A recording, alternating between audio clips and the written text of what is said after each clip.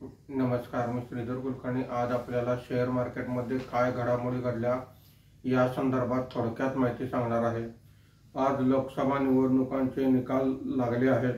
सकाळपासून एनडीएला अपेक्षेप्रमाणे बहुमत मिळत नाही असे दिसत असल्यामुळे शेअर मार्केटमध्ये घसरण सुरू झाली। दुपारी 12:30च्या दरम्यान सेन्सेक्स जवळजवळ 6000 पॉईंटने खाली होता। त्यानंतर मात्र रिकव्हरी झाली। तरी सुद्धा मार्केट बंद होताना सेन्सेक्स हा 4380 पॉईंटने घसरून 72,079 वर बंद झालेला आहे। निफ्टी हा 1380 पॉईंटने घसरून 21,884 वर बंद झालेला आहे। BSE fast moving consumer goods किरकोळ प्रमाणात वर होता। बाकी सर्व इंडेक्समध्ये मोठ्या प्रमाणात घसरण झालेली आहे।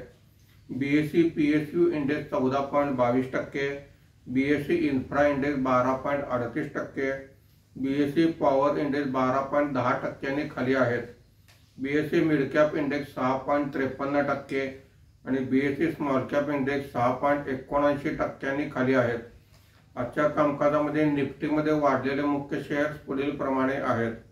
Hindustan Unilever 5.96%, Nestle 3.09%, Britannia 3.04%, hero MotoCorp 2.91% अशी वाढ आहे।